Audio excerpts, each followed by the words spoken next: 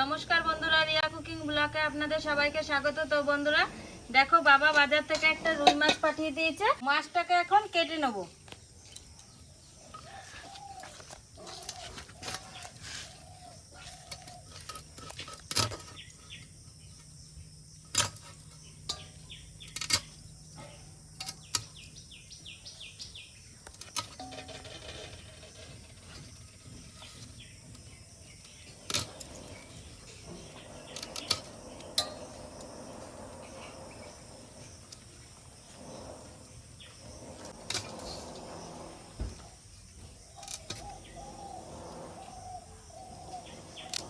এবার মাছের আঁশগুলোকে ছাড়িয়ে নেব।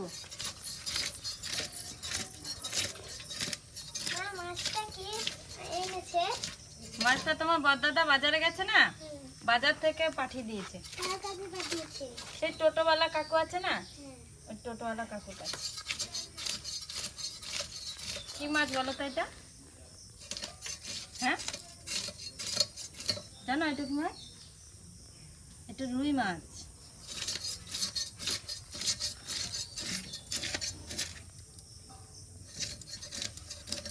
মাছটা মনে হয় সকালেই ধরেছে, পুরো টাটকা মাছটা।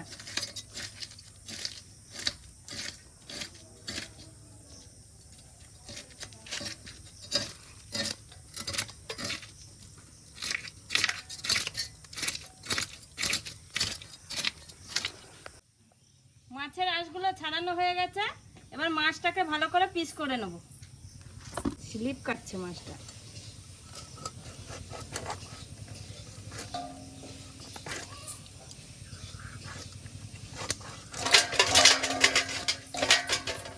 দেখো পুরো টাটকা মাছ। রুই মাছটা কি দিয়ে রান্নবে? রুই মাছটা কি দিয়ে রান্না করা যায় তুমি বলো? তুমি বলো। আলু পটল দিয়ে রান্না করবে। বেশ, আলু পটল দিয়ে খাবে? হ্যাঁ। ঠিক আছে, আমি মাছের পিসগুলো করে নিই, তারপর তো রান্না করব।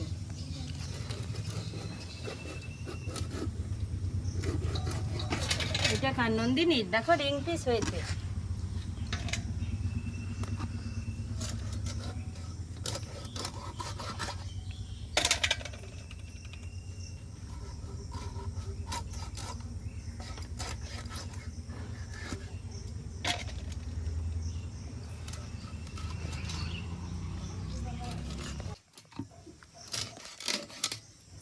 মাছগুলো সব পিস করা হয়ে গেছে। মাছের মাথাটাকে এখন কেটে নেব।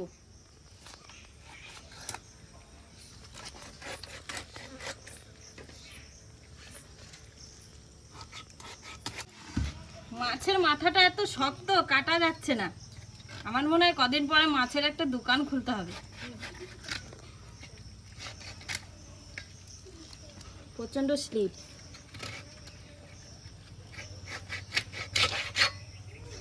মাছের মাথাটা কেটে নিয়েছি। এবার মাছের মাথাটা পরিষ্কার করে নেব।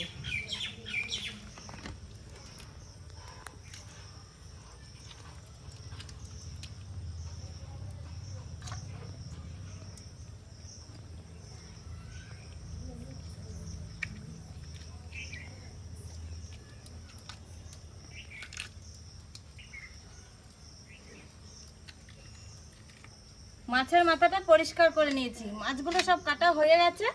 মাছগুলো এখন ধুয়ে নেব।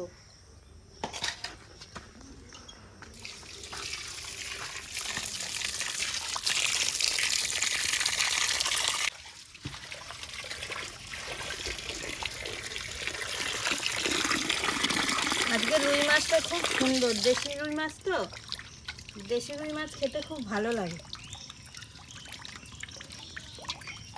কি সুন্দর রিং পিস হয়েছে।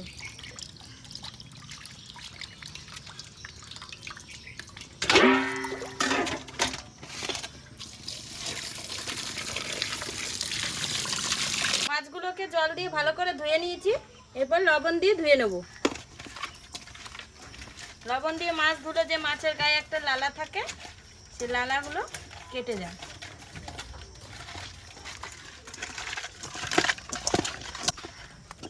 আজকে আমার মেয়ে বলেছে মাছের লেজটা খাবে। বলছে মা আমি আজকে মাছের লেজটা খাবো। মাছগুলো সব ধোয়া হয়ে গেছে। বন্ধুরা মাছ কেটে ধুয়ে রান্নাঘরে চলে এসেছি। তো এইদিকে উনুনটা ধরিয়ে দিয়েছি, এবার কড়াইটা চাপিয়ে দেবো। মা আজকে তোমার কাছে কেউ আসেনি? না, ঠাম্মি তো আজকে বাড়িতে নেই শোনা, আমি আজকে একা রান্না করব, তুমি আমার পাশে বসে থাকো। কড়াইটা চাপিয়ে দিয়েছি, কড়াইটা গরম হতে থাকবে। কড়াই গরম হতে হতে আমি এইদিকে মাছে লবণ হলুদটা মাখিয়ে নেব। লবণ দিয়ে দিয়েছি, হলুদ দিয়ে দিয়েছি, এবার মাছটাকে ভালো করে মাখিয়ে নেব।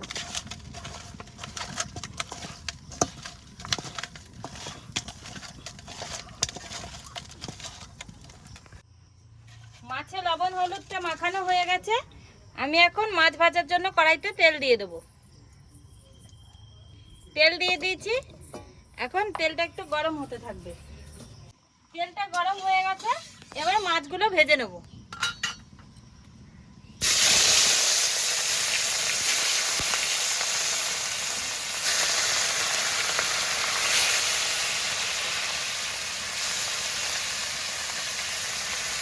মাছগুলো ছেড়ে দিয়েছি, এবার মাছগুলো ভাজা হতে থাকবে।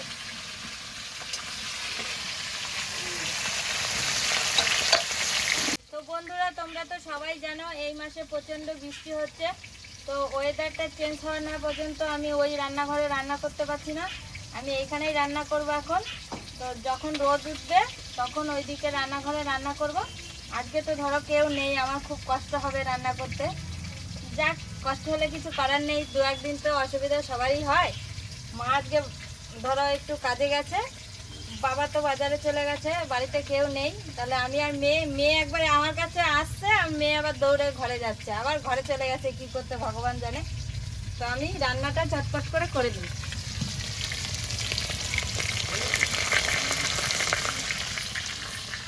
আবার চলে এসছো? কি নিয়ে এসছো গ্লাসে দেখি? বাবা, বেশ, তাও ভালো। আমার একা একা থাকার চাইতে তুমি একটু বসে বসে ফুটি খাও, একটু বসে থাকো। ও, তোমার চুলগুলো বড় হয়ে গেছে, সামনে থেকে একটু হাত দিয়ে এরকম সরিয়ে নাও। বেশ, একটু টিপ মেরে রাখতে হবে সব। মাছটা একটু ভাজা হয়ে গেছে, এবার উল্টিয়ে নেব। দেখো কি সুন্দর একসাথে সব মাছগুলো উল্টানো হয়ে গেল। এক পিঠ উল্টিয়ে নিয়েছি, এখন এক পিঠ ভাজা হতে থাকবে। মাছগুলো সব ভাজা হয়ে গেছে, এবার নামিয়ে নেব।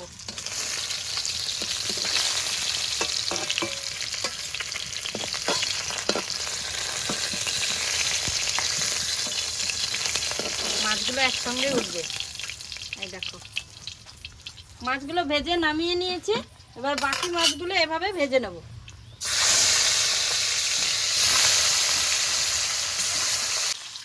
মাছগুলো ভাজা হতে হতে আমি এইদিকে সবজিগুলো কেটে নেব। তো আজকে তো আমার সাথে কেউ নেই, আমারই একা সব করতে হবে। তো মাছ ভাজা হতে হতে সবজিগুলো কেটে নিই, তাহলে রান্নাটা তাড়াতাড়ি হয়ে যাবে। আজকে আলু পটল দিয়ে মাছ খাবে মেয়ে বললো, তা বেশি পটল দেবো না, এই 4টে পটল দেবো। তো প্রথমে আলুগুলো কেটে নেব।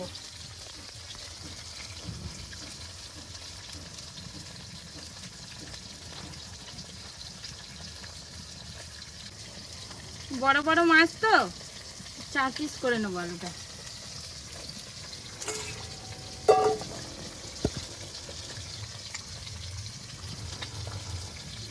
মাছগুলো সব ভাজা হয়ে গেছে, এবার নামিয়ে নেবো।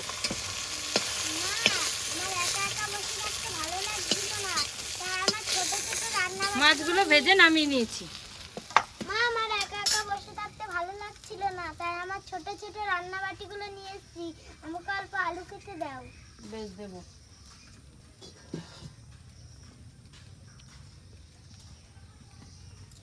আলুগুলো সব কাটা হয়ে গেছে, আমি এখন পটলগুলো কেটে নেব।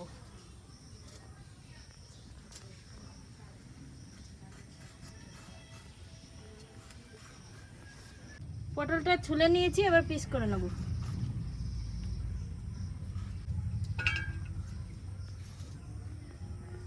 সব পটলগুলো এভাবে পিস করে নেব।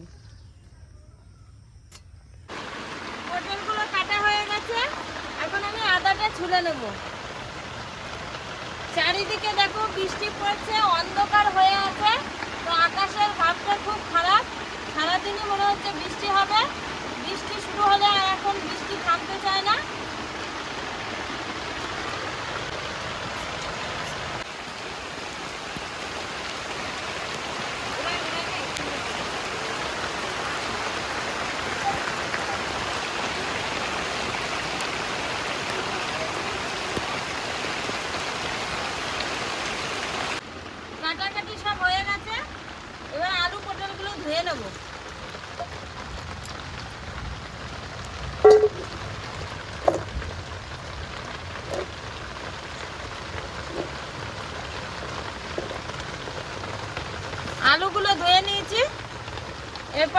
পটলগুলো ধুয়ে নেব।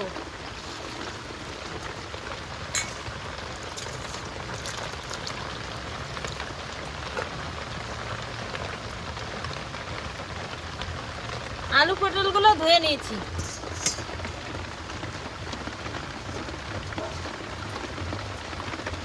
আলু পটলগুলো ধুয়ে নিয়েছি।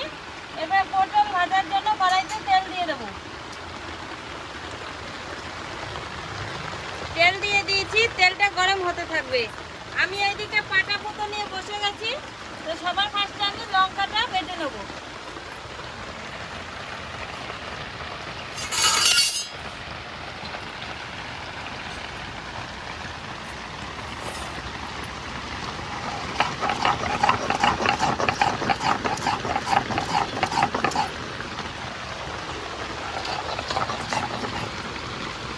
তো অল্প আদা, তো লঙ্কার সঙ্গে আদাটাও বেটে নেব।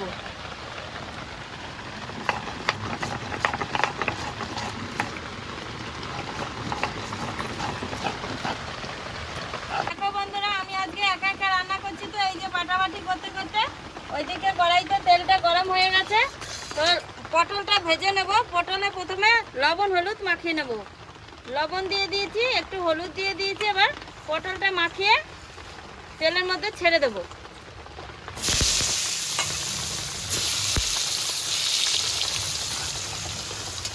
পটলটা এদিকে ভাজা হতে হতে আমি লঙ্কাটা বেটে নেব। একা একা রান্না করতে গেলে যা হয়, এইদিকে বাটতে হবে, ওইদিকে আবার খুন্তিও নাড়তে হবে। নন্দিনী, তুমি একটু বেটে দেবে আমাকে? হ্যাঁ, পারবে না, লঙ্কা বাটতে পারবে না।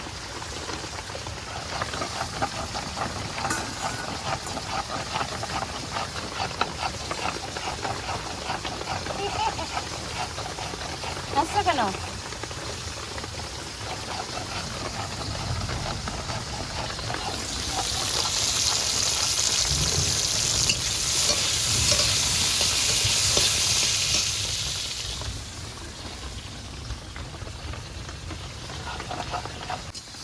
পটলটা ভাজা হয়ে গেছে, এবার নামিয়ে নেব।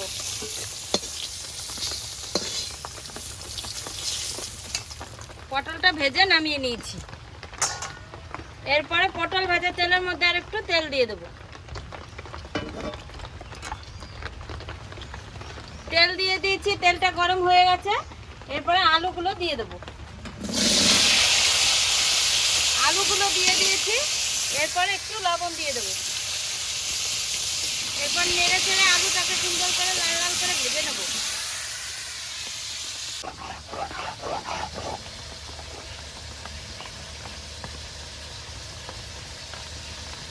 আদা লঙ্কাটা বাটা হয়ে গেছে।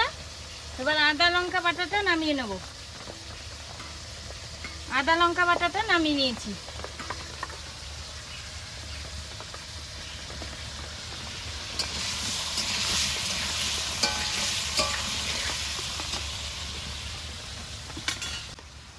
আলুগুলো লাল লাল করে ভাজা হয়ে গেছে।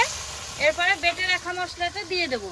এখানে আছে লঙ্কা আদা বাটা, লঙ্কা আদা বাটাটা দিয়ে দেবো। লঙ্কা আদা বাটাটা দিয়ে দিয়েছি। এরপরে লবণ হলুদ দিয়ে দেবো। লবণ দিয়ে দিয়েছি, একটু হলুদ দিয়ে দেবো। লবণ হলুদ মশলা দিয়ে দিয়েছি। এরপরে আলুর সঙ্গে মশলাটাকে নেড়ে চেড়ে ভালো করে কষিয়ে নেব।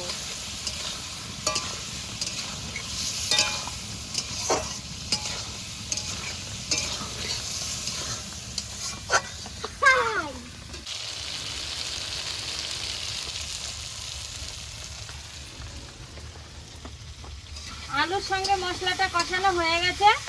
এরপরে জল দিয়ে দেবো।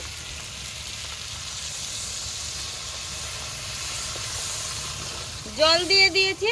এবার তরকারিটা একটু জাল হতে থাকবে।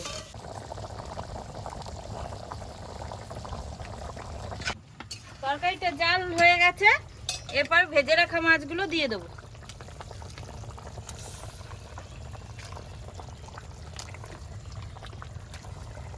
রাখা মাছগুলো দিয়ে দিয়েছি।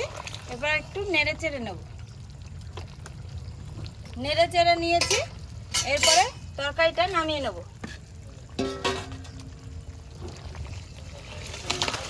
তরকারিটা নামিয়ে নিয়েছি। তরকারিতে বেটে দেওয়ার জন্য জিরেটা ফার্স্টে ভেজে নেব।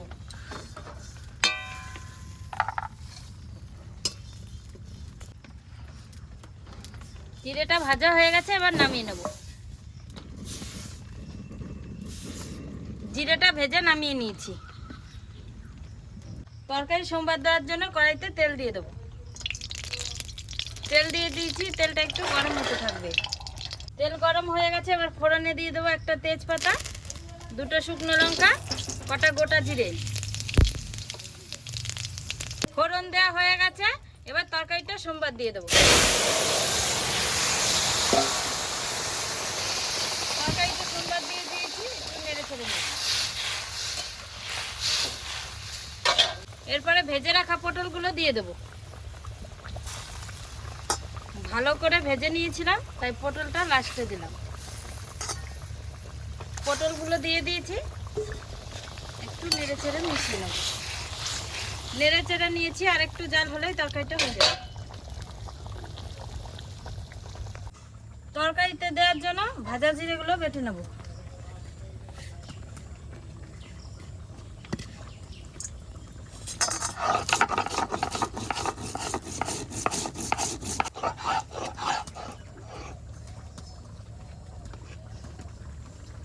জিরেটা বাটা হয়ে গেছে, এবার নামিয়ে নেব।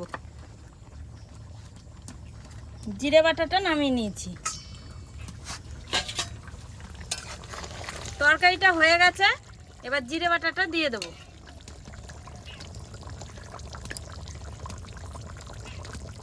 জিরে বাটাটা দিয়ে দিয়েছি, এরপরে নেড়ে চেড়ে একটু মিশিয়ে নেব।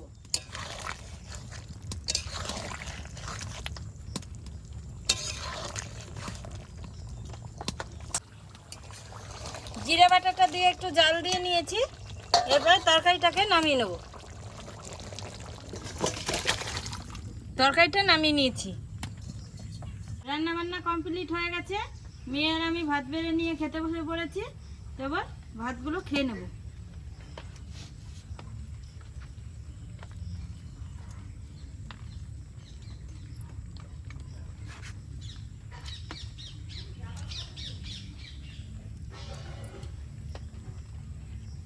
এটা দাও। লেজা নেবে? তরকারিটা তো দিই নাই এখনো, দাঁড়াও। নাও, আলু দেবো?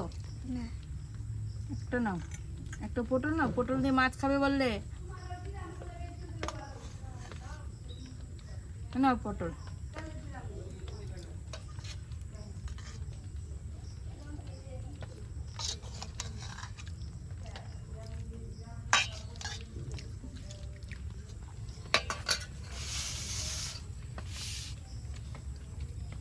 মাছটা একটু খেয়ে নাও, কাটা আছে কিন্তু, বেছে খেও।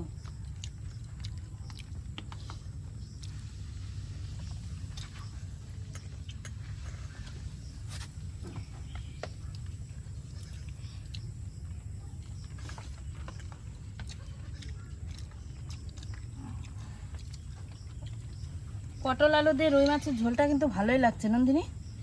দারুণ লাগছে।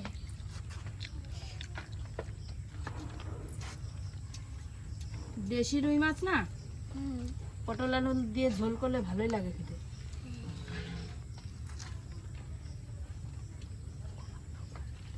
ভালো হয়েছে অনেক।